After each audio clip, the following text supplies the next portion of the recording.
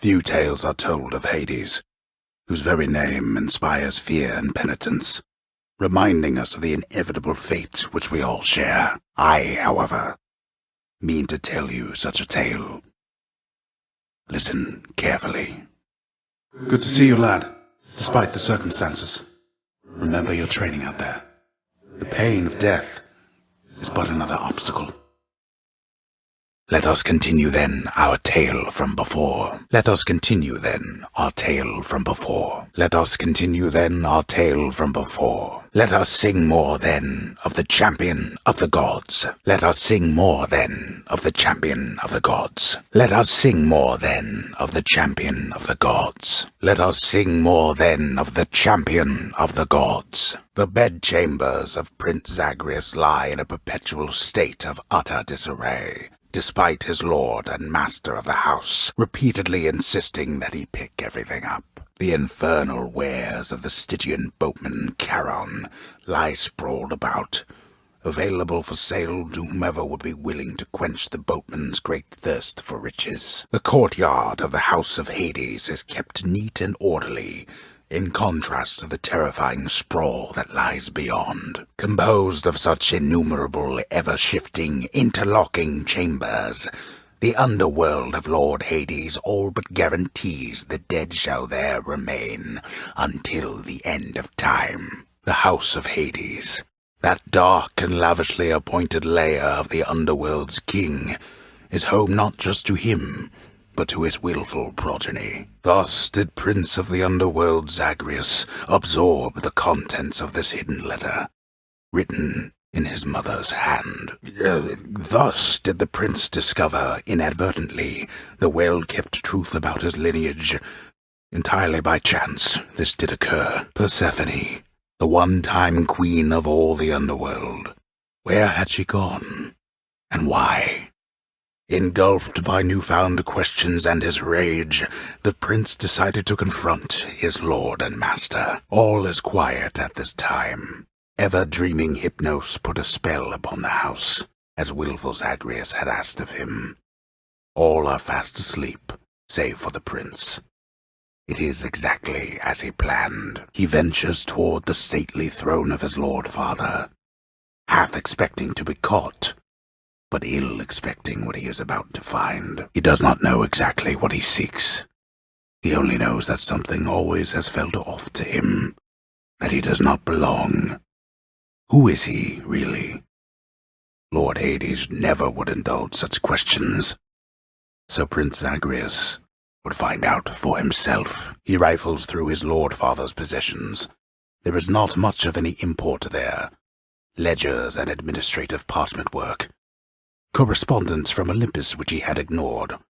No trace of any reference to his son. But then there is the note, written finally in a hand and voice the likes of which the prince had never seen or heard. Cerberus looks mournfully toward the prince. The prince and Cerberus exchange a look. The watchdog Cerberus observes the prince. Cerberus cannot be bothered at this time. Cerberus is comfortably at rest, observing all. Cerberus lies as ever at the foot of his Lord Master's throne. Cerberus makes no attempt to move. Cerberus is busily considering upon what else to gnaw. Cerberus goes about his business, gnawing in this case. Cerberus is preoccupied with scratching and biting at himself. Cerberus is uninterested in conversing at this time. Cerberus promises to do exactly that, in his own way. The watchdog Cerberus merely sulks upon his supple bedroll. Cerberus is overjoyed to have received such a delicious treat.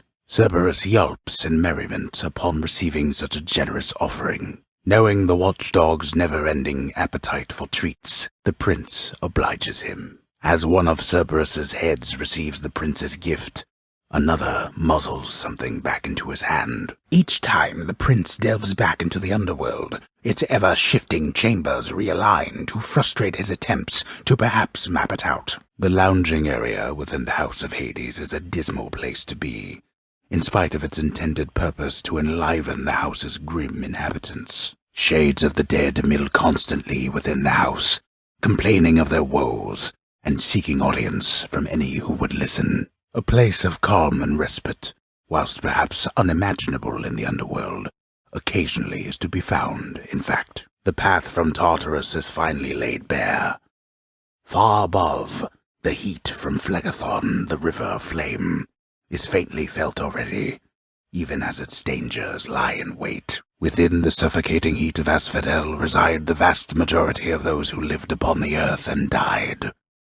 There they persist until the end of time, the deepest reaches of the underworld, the void from which all life and consciousness sprang forth during the dawn of time, the realm of chaos, a land almost unseen even to denizens of Death's kingdom. It is the dead of night, or the approximation of it in the realm of Hades. Prince of the underworld Zagreus rises from a fitful slumber, with much mischief on his mind. Infernal watchdog Cerberus regards the underworld prince with mixed emotions, from purest joy to deepest melancholy. Each terrifying maw of the infernal watchdog Cerberus responds affirmatively, one after the next, as if to reassure the ever-doubting prince. The venerable hound of hell barely acknowledges the softly spoken prince's platitude, knowing full well the underworld is not as vigilantly guarded as in ages past. Despite the underworld prince's optimism, his old companion Cerberus, the multi-headed hound, maintains a somewhat sulky attitude for now. The underworld prince's casual inquiry serves but to frustrate the infernal hound, as none of his 3 heads possess the gift and curse of speech. The hound of hell rests peacefully upon his favored spot. All 3 of Cerberus the watchdog's terrifying countenances greet the prince. The vicious 3-faced guard-hound of the gates of death barks out a brief hello. The ever-faithful Cerberus remains resting steadfastly in his spot. Notoriously vicious Cerberus is watching quietly his master's court. One of the frightful maws of Cerberus busily grooms the other 2. The triple-headed monster Cerberus is dutifully sitting there as ever. The many-headed Cerberus is busy thinking of his next savory meal. Cerberus acknowledges the prince with an affection tempered well with time. The hellish watchdog snarls at the listless shades crowding about the court. The much-feared Cerberus licks endlessly at something on the floor. Thus, having stilled the deathless raging of the bone-forged Hydra, willful Zagreus now presses ever forward, upward, toward his goal, the surface, where his long-lost birth-mother resides. The myriad of challenges and dangers that wait beyond the flame-hot river shall be revealed and overcome upon a later time. Let us imagine that the prince did not go far before falling once more into his father's house. Imagine, if you will, the underworld prince soon meets one of his typical ignoble deaths. For now, there is no more to say or show from here, so let us say instead that Zagreus was cruelly killed. Again. Beyond this point, our tale of the underworld's determined prince cannot further continue at this time. But time does not stand still, and more, much more, shall someday be revealed. The trials of Prince Zagreus have only just begun. Our tale of the underworld prince is far from finished, but the rest of it shall have to wait until another time. The tale of death-defying Zagreus shall continue at a later time. The valor of the great-hearted Achilles is immortalized upon the prince's wall, as though it might stir up more courage from within. The visage of the goddess Aphrodite now adorns the prince's bedchambers, perhaps to provide consolation after when next he dies. The shattered weapons of the siege of Ilion are now reduced to window dressings in the prince's ever-cluttered lair. What once was a small lounging area within the house of Hades now is sealed off, in utter shambles since the multi-headed Cerberus tore the space apart, mourning the missing prince. The guilt-racked monster Cerberus admits to committing the crime, expressing some remorse for having implicated the incendiary prince. Each savage countenance of Cerberus lights up to hear the news, doubtless beginning to assemble stratagems for ravaging the lounging area once more. Beyond the present chamber lies the outermost perimeter of Tartarus, promising terrifying dangers far beyond the underworld prince's reckoning. Having traversed the flaming river Phlegethon to gain this vantage point, relentless Zagreus must now confront a foe of unimaginable savagery, who lies ahead, awaiting patiently its time to strike. The searing flame and ashes of the river Phlegethon mean nothing to the ferryman Charon, who travels all the waters of the underworld bearing the dead, the damned, and all their fineries. Hidden well within the limitless inferno of the river Phlegethon, somehow, a trickle of life-giving water yet remains, as though provided by the fates themselves unto the very lucky prince. Within the depths of Tartarus reside the most wretched of all the shades who linger for eternity within the underworld, whose lord and master is especially unkind to those attempting to cheat death. The once verdant plains of Asphodel are now engulfed in scintillating flame, having been flooded by the river Phlegethon, whose hideously superheated contents could bring death swiftly even to those resistant to most heat. The fathomless expanses hidden in darkest corners of the underworld stretch well past the notice of Lord Hades himself, and yet the interfering prince somehow discovers passage there.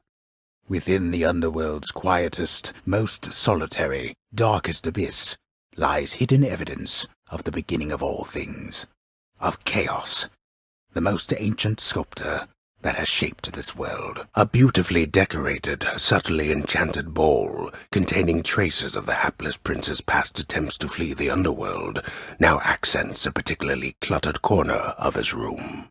The underworld prince is getting rather good at this, but let us say he perished anyhow. Alas, the wisely spoken Zagreus stumbled upon a pit of deadly spears, perhaps. Then, valiantly striding Zagreus was set upon by 7 bloodless slam dancers and slain, or something of the sort. The duty-shirking prince then met another of his fated deaths, in fashion best left to imagination. Prince Zagreus proceeded onward toward a certain doom, entirely too graphic to describe. Beyond this point lies such a horrifying fate that we had better speak no more of it for now. Just then, how about a very small, yet very deadly beetle landed upon Hydra slaying Zagreus, ending his attempt. The never-learning Zagreus then carelessly fell off a precipice or something, plunging him into the rapids of the Styx. The unrelenting underworld prince again vainly attempted to proceed beyond the current limits of this tale. The hint-ignoring prince again attempted to transgress, to no avail, into domains not yet prepared for his arrival. The burning fields of Asphodel again proved unable to stop the flame-resistant prince, but then misfortune struck, just like it always does. Although there are innumerable ways for one to die, our danger-seeking prince has come to know a sizable variety. The clever-minded prince again eluded certain death, up to a certain point, but then, predictably, made one of his fatal mistakes. Again, the master of this realm, Lord Hades, states that death is inescapable.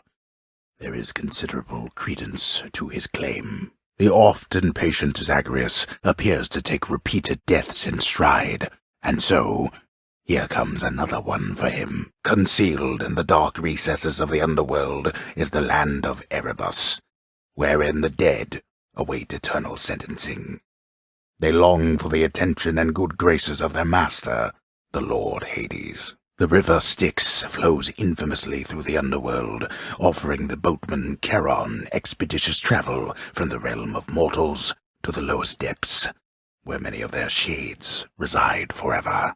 The rare heavenly splendors of Elysium, reserved for only the most great of mortal souls, spread forth luxuriantly all about the fire-stepping prince. The enshrouded river of forgetfulness, Lethe, flows through the hallowed chambers of Elysium, numbing old pains and memories of the most noble shades residing there. Within the delicately hewn constructions of Elysium exist places of peace so utterly serene and absolute as mortal kind is seldom to experience during the average short and often painful coil. The vast and multitudinous riches of both the surface and the underworld are hoarded by the river boatman Charon, whose services are often tendered to the wealthiest within Elysium. The magnificently ominous facade of the great Elysian Stadium looms tall above the rabble-rousing prince, as if to goad him into such a competition which he cannot hope to win. Amid Elysium's moss-covered chambers, carved of stone, stand untold numbers of eternal monuments in tribute to the greatest heroes which mortality can offer, there to honor them in life as well as death. Well past the flaming river escalates the hidden stair toward the most well-guarded, splendorous environment within the underworld. The heavenly Elysium, home eternal to the greatest souls which ever lived. The god-forsaken Minotaur impresses then upon a parchment a brief message to the god of sleep, and gives it to the favor-asking prince. Having ventured successfully much farther than before, the surface-seeking prince encounters setbacks far too hideous to be described. Thus did the fate-confronting prince traverse Elysium, where he discovers, to his great dismay, such horrors as can only be detailed at some other later time. As hero thwarting Zagreus approaches perilously closer to the surface, he perhaps gets caught within a rockfall of some sort. With oft undocumented dangers of Elysium well behind him, now Prince Zagreus faces an even greater threat, one which I shall get back to you about. Whilst well within arm's reach of victory, the bold defeating prince succumbs to a large pack of sinisterly harmless-seeming rodents. So stifling is the thick darkness past Elysium that the ill-fated prince there bumps his head extremely hard and dies. Just then, the carefree running underworld prince runs headlong into a thick and deadly wall of stone, painted to look like the way out. Beyond the splendors of Elysium, the ever-patient prince shall find his fate eventually, but not right now because, oh no, watch out! Filled with such confidence, the prince neglected to avoid, stepping on a toxic strain of fungus, so rare you'd not have heard of it. So joyfully did Zagreus attempt to gain the surface that, why, he just rose too quickly, and we know how that one goes from Icarus's tale. Thus, having vanquished the heroic king of Athens, willful Zagreus now presses ever forward, upward, toward his goal, the surface, where his long-lost birth-mother resides. Pretend our deftly-footed prince did not survive the boastings of the champion back there. The multi-headed Cerberus stands vigilant before the underworld's entryway. The tales of what happens to those foolish enough to attempt to pass are far too graphic to describe. After a moment's hesitation and deliberation, the voracious hound of hell barks once, affirmatively toward the prince, who sets off in search of something that can sate the monster's appetites. Terrifying Cerberus accepts the fetid sack and scans the darkened hall for where best to consume the stomach-turning contents. Cerberus again accepts the sack. At last the willful prince has ventured all the way up to the surface of the mortal realm, yet still he is encased within the earth itself, the gateway to the underworld, a threshold from which there is no escape. The vast temple of Styx and its innumerable dangers now are all that separates the underworld prince from the land outside, which he so desperately longs to see. Not far from here, the dead begin their journey to their final resting place down in the depths below, and so the river boatman Charon often passes through.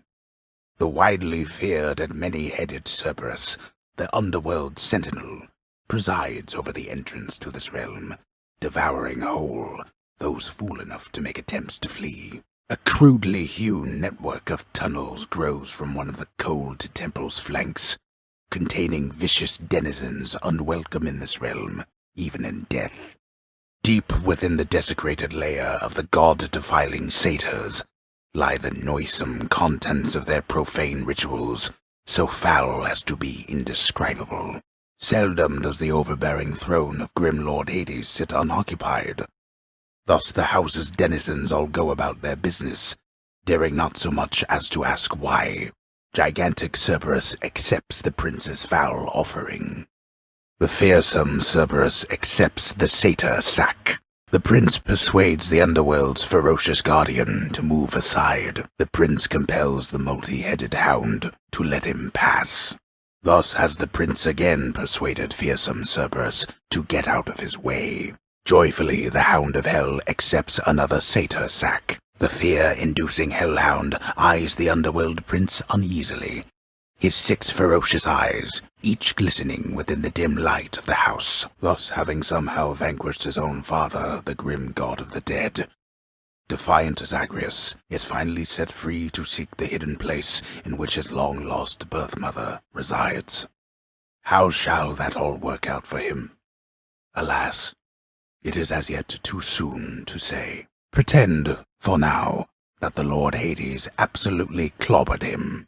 Having somehow defeated grim Lord Hades in a thrilling fight, Prince Zagreus discovers it was all a dream. A rather deadly nightmare, actually. Despite having transcended past the confines of the underworld yet again, Prince Zagreus proves utterly unable to get past this point. Imagine that Prince Zagreus experiences some sort of joyous outcome for a change, in contrast to the arbitrary and unfortunately painful death he shall experience now. After defeating his Lord Father yet again, Prince Zagreus begins to shiver and catch cold, and, as is well known, there sadly is no cure for such a thing. As he explores the wonders of the world, Prince Zagreus discovers a quaint farm in which he carelessly trespasses, stepping on a farming tool which swoops up and strikes him in the forehead, fatally. One might suppose the prince's tale most likely ends akin to other tales of the heroes of our time, like so. Among the countless splendid gemstones hidden underneath the earth, a great many are used to decorate the house of Hades, god of the dead, god of riches. Water is the source of life, yet still it flows within the darkest underworld recesses, whilst restless shades of mortals look upon it and recall the short days they could drink it and draw breath. The gemstone-bearing prince commissioned such a finely crafted fountain for the house that all the shades who witnessed it still think of him quite fondly ever since. A commemorative board adorns one of the stoic walls within the lounging area, celebrating and proclaiming the accomplishments of those who serve Lord Hades best of all. The dead have utterly no use for sustenance, although they try to feast upon it anyway, as though imagining the customs of the mortal life brings them some sense of peace. Having invested heavily into the cooking area within the House of Hades, the empty-stomached Zagreus can nonetheless find nothing fit to eat. From within a humble residence in Asphodel reverberates the golden-sounding voice of lorn Eurydice, who once attempted to escape the underworld and failed utterly, much like Prince Zagreus. The favor-doing Zagreus then walks into a chamber black as night, but with a blood-red pool, and from it comes a voice which says, "Would you mind diving in these waters, Prince?" To which the prince replies, "Oh, sure." Mere moments from his final victory, the prince, in his great haste, ignored surveying each side of a rather busy crossing, where a swiftly passing chariot collided with him very forcefully. The often dying prince, having achieved his purpose, then reflects upon his life and deeds, remembering his many past demises with such vivid clarity that this occurs. In his great hurry to explore the countryside, the hapless-footed prince steps on the peel of a most exotic, sallow-colored fruit, and tumbles backward with such sudden violent force that you know what occurs. There are a myriad of tales to be told, of both great deeds and of vainglorious defeats, and this has been a tale that falls somewhere in the middle overall. "He cannot kill me like this every time," believes the underworld prince. "He shall eventually have no more ideas." But the prince, as often is the case, is wrong. The fate-abetting prince perhaps believes it was through his own choice that he procured the fated list of minor prophecies, but it was preordained. Just when his victory was all but certain, a fissure opens underneath the feet of the ill-fated prince, and from it vents a cloud of superheated water vapor, steam as it is known. And probably you know what happens next. Inside the filth-encrusted layers, carved into the looming edifices of the underworld, lie such terrible abominations that not even grim Lord Hades is inclined to speak of them. One of these days, or nights, not so very long from now, the prince may finally traverse beyond this point. And then, what shall become of him and I? Well, hopefully not this. A vast and intricately crafted mosaic depicts the underworld king presiding over the enormity of his domain, whilst its chthonic residents look on in awe of him. The ever-energetic prince, alas, remains incapable of sitting still, even with such a supple, comfortable seating arrangement nestled in his chambers now. A massive set of weights, positioned carefully in line of sight of any visitors, shall doubtless make them think the prince is stronger and in better shape than in reality. An object intricately carven solely for the purposes of recreation now resides within the pleasure-seeking prince's chambers, although his lack for an opponent limits its appeal. Within the house's gallery now sits the bust of a distinguished poet, ruggedly handsome in his age, who, although yet to earn his fated fame, shall probably be better known some day. A delicately crafted instrument of music-making now resides within the clamour-causing prince's chambers, doubtless fearing, if it could, his heavy-handed touch. Much of the softness of the richly woven rug the prince procured cannot be fully felt beneath his flame-licked feet. The frightful countenance of a bleached, bloodless warrior decorates the hall forevermore, eternally in tribute to the savage servants of the house's lord. The perfect chiseled physicality of one of Greece's greatest ever heroes now adorns the house's gallery, reminding most onlookers of many ways in which they failed to compare. The vastly irritating prince gets no response. The prince decides he's better things to do. The often dying prince but wastes his time. Perhaps the good prince ought to do something else. Upon the surface realm, the mortal-loving prince would doubtless find that death still comes in a variety of different forms. One of the most common, yet perhaps least interesting, involves simply waiting long enough until the heavy sleeping underworld prince arises, with the feeling that the brief nap he intended as a respite from the rigors of the day or night apparently was none too brief at all. Responsibility-rejecting Zagreus strides down his father's hall, quite unconcerned about the urgency with which he is expected to behave under a set of circumstances such as this. The door to the administrative chamber beckons just beyond the hall. The prince perchance believes that he may enter quietly, without drawing the notice of those laboring within. The day or night's duties are sheer simplicity itself, at least at first, as when the prince simply signs in to signal the commencement of his shift. The often failing prince attempts to sort the ledgers in the fashion necessary for the proper keeping of his father's realm. The training lacking prince's efforts to administer approvals to the judgment terms ultimately leave a lot to be desired. The hard-laboring shades responsible for the administration of the prince's father's realm merely look on at the prince's ill-fated attempts. The relaxation-loving prince never paid suitably enough attention to learn properly how to arrange the record bookings of the regions of his father's realm. This set of delicate responsibilities is easily achieved, at least by someone capable and trained to do the work, unlike the oft-distracted underworld prince. A careful record must be kept of all expenses paid within the house,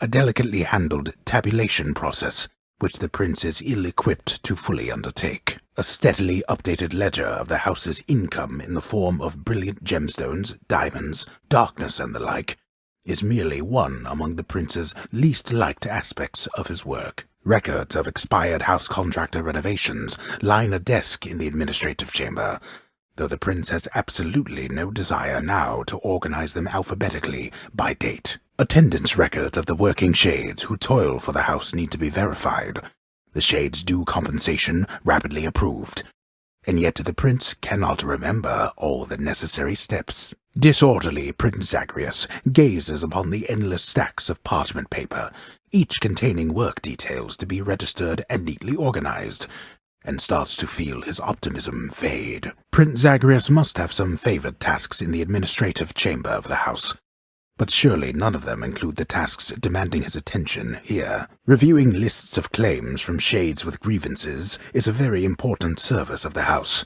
or so Lord Hades once attempted to impress upon his willful son. At last, the work-disliking prince records a summary of the results of his attempts to be of any use to the administrative needs of his grim father's house. Ahem? Why, I never. Rude. But,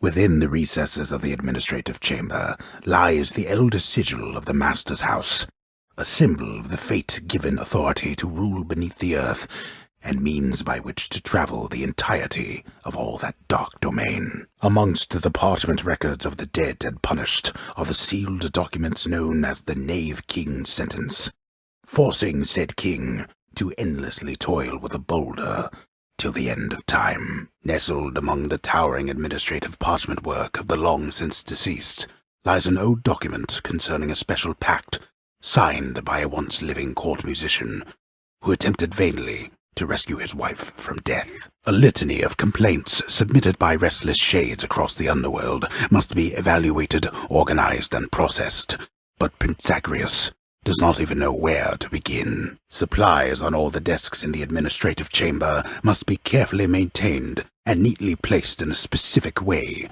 which the forgetful prince has not yet memorized in full. Security reports concerning failed escape attempts from Tartarus require timely verification and official response, neither of which Prince Zagreus is fit to give. The administrative chamber's ever-working shades remain utterly dedicated to their thankless toil, all because of an inspiring rendition of how dedicated they ideally should be. The cool, purified waters of the Styx are available in limitless supply to all servants of the god of the dead, authorized to work endlessly within the house administrative chamber. Having achieved his goal, the underworld prince discovers that the mortal realm is utterly bereft of the life-threatening excitement to which he has grown accustomed, and the lack of anything of note to do, the sheer mundanity, results in this. Buried deep within the archives, holding many binding pacts between Lord Hades and the dead, resides an old agreement, in exchange for services from an extraordinary warrior, for eternity within Elysium, for his dear partner. Thus was Hades, feared ruler of the dead, reunited with his long-lost bride, Persephone, the queen, and together with their firstborn son, Prince Zagreus, they would go on to reign eternally beneath the earth, in relative harmony. The queen's return marked an occasion of enthusiastic joy, so much as possible in that dark, gloom-filled realm of the dead. And even after all this time, Olympus never did discover what transpired there, in the underworld. Thus did all of Olympus journey deep into the underworld, all together, for the very first time. The queen Persephone revealed herself in all her splendor, much to their surprise, and told them everything she indicated to her son. After the shock subsided, the festivities began. When finally the great feast ended,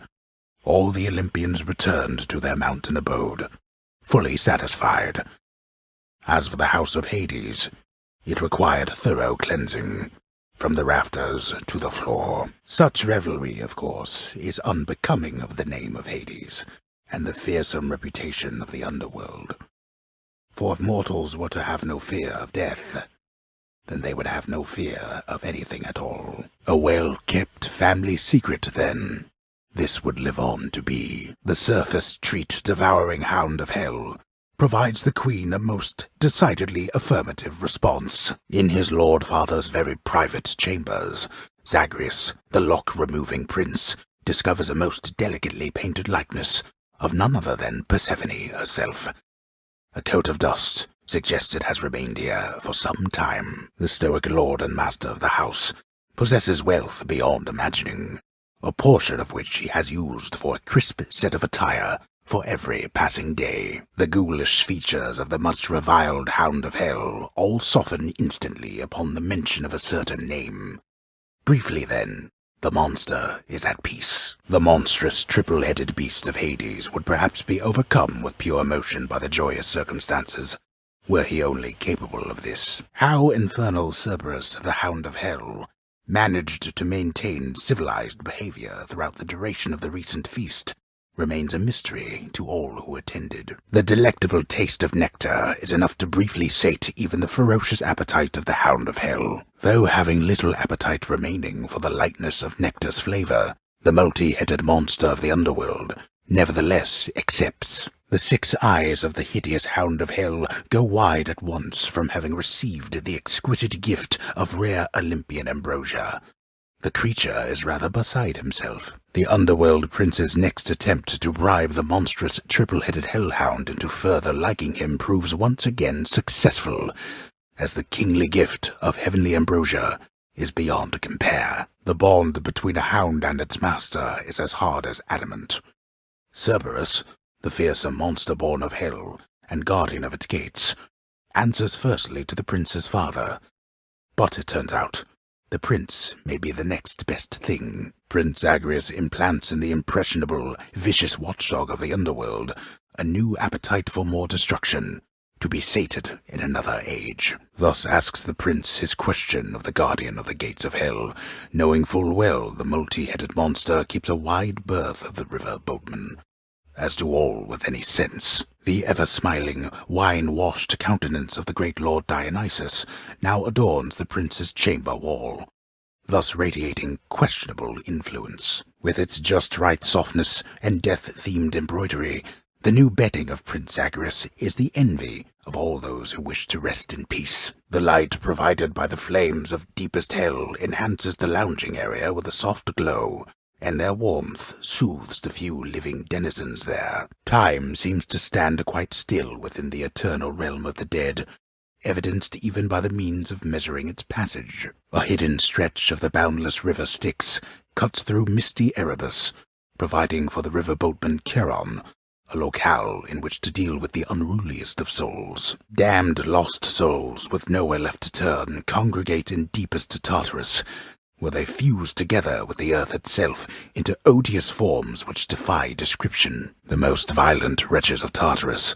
are sealed away even from other condemned souls, their only visitors, those fool enough to attempt escape. The act of sorcery often ends in an untimely death and an eternity in Tartarus for careless souls, though some are able to perfect the trade and take up permanent residence elsewhere. The burning embers in the eyes of monstrous Cerberus, notorious Hound of Hell, reveal that he too is amenable to the pets of which the underworld prince speaks, and in fact is deeply grateful for the quantity of them. Thus, having once more gained the surface of his grim-faced father's realm beneath the earth, resourceful Zagreus makes his way toward the one-time abode of radiant Persephone. It is a journey of considerable distances, which he has already completed many times, and which has always ended in the same result. So, imagine he made it there with just time enough to water the crops and tidy up a bit before the hell-forged, multi-headed monster feels no urgency to waste his precious time on simple playthings, much preferring to conserve his vast energy reserves, in case any trespassers need to be eaten suddenly. The surface, wind-swept, racked by freezing cold, nonetheless instills within the prince a sense of awe and the sublime, for it is unlike anything that he has seen. All manner of fruits and vegetables thrive within the hidden gardens of Persephone, the one-time queen of all the underworld. A world of life, far from the realm of death. Having gained the surface once again, Prince Zagreus breathes deeply of the wildflowers and the roses and the like, among which one of them contains an allergen so intolerably potent that it causes this. As he journeys to his mother's cottage in the cold, loudly speaking Zagreus calls out to hear the echo of his voice, the blast of sound causing a substantive amount of ice and snow to break off from a nearby mountaintop and fall, and so complicated is the path to the well-hidden cottage of Persephone that surface-walking Zagreus, on this particular occasion, sadly zigs instead of zags, plummeting from off a precipice into most familiar waters. Amid the wondrous, ever-springing garden of Persephone, Prince Zagreus discovers a greenish plant of some sort, supple-skinned and covered all in spines. A bit too small to see, until it is too late. The limitless variety of fauna dwelling on the surface brings to Zagreus no shortage of delight. I have no new tales left to tell. But do not think that you have won, Prince Zagreus, for any tale worth telling is a tale worth telling again, and again, and again. Bye-bye. Horned creatures are familiar to Zagreus, having fought countless satyrs and the like, but he discovers this time that not even satyrs possess the sheer, ferocious power of a startled mountain goat. Snakes and serpents rank amongst the creatures somewhat known to Zagreus, due to their presence in the underworld, so it is with delight that he approaches one upon the surface, greeting it as a familiar friend. It greets him venomously back, using its fangs. Once more, tenacious Zagreus achieves his lofty goal, and just as every time before, except with some sort of new twist of fate, perhaps, he goes a little distance, then he dies. Having already seen the splendid cottage of Persephone sufficient times, the stubborn underworld prince nevertheless attempts to go there once again, although his memory of it shall have to do reflecting on his victory. Prince Zagreus observes how death can take hold in so many different ways, at times quite slowly, and at other times the ancient casks of wine hidden within the recesses of the house of Lord Hades. Few have tasted the intoxicating vintage they contain, and fewer still are permitted anywhere near their vicinity. The hell-born monster Cerberus contentedly ignores the prince's callous, inconsiderate remark. The hound of hell barely regards the prince, having been sated for the time. The vicious, triple-headed Cerberus shows some restraint for now. Cerberus is too busy living in the lap of luxury to pay much heed. The monster Cerberus sits vigilant atop his bedroll. Each savage maw of Cerberus salivates in anticipation of the next time to feed. Terrifying Cerberus is busy gathering his strength for when next he shall bar the prince's path. The monster's solitary weakness, satyr sacs, proved terribly effective once again. Fang-bearing Cerberus directs all three of his attentions toward the satyr sac. The guardian of hell itself decides the time has come for a short break and snack. Prince Zagreus once more offers to Cerberus one of his favored sacs. Cerberus moves for no one, but for satyr sacs he can make an exception. Vigilant Cerberus decides to look the other way this once. Each violent countenance of Cerberus agrees the satyr sac must be destroyed. After deliberating briefly, Cerberus concludes that yes, he shall accept the sack. The unrepentant monster Cerberus is thoroughly incapable of showing neither restraint nor remorse. The garden of Persephone the Queen, off limits to the prince throughout his life, now is laid bare to him at last in all its splendor. The ever-vigilant and terrifying Cerberus merely accepts the praise. She eloped with grim Lord Hades, she said, mothering a fire-stepping prince who sought to reconnect with his extended family. Hades and Persephone at first refused his wish, but so moved were they by his relentless struggles to the surface that at last they decided to heed their willful Zagreus and reach out. For his and everybody's sake. The Olympians listened to all this in stunned silence. Then Zeus himself began to laugh. "Welcome back into the family," he said, though when he makes an effort to communicate with one, its eyes so full of calm intelligence, he learns that bears are not as gentle as they seem. The Erinyes, known also as the Furies, they are the trusted sentinels of Lord Hades, charged with torturing the worst of mortal kind, and ridding the underworld of any fool enough to trespass where they do not belong. None other than those in the trusted inner circle of Lord Hades are authorized to enter the intricate chambers connecting the vast regions of the underworld.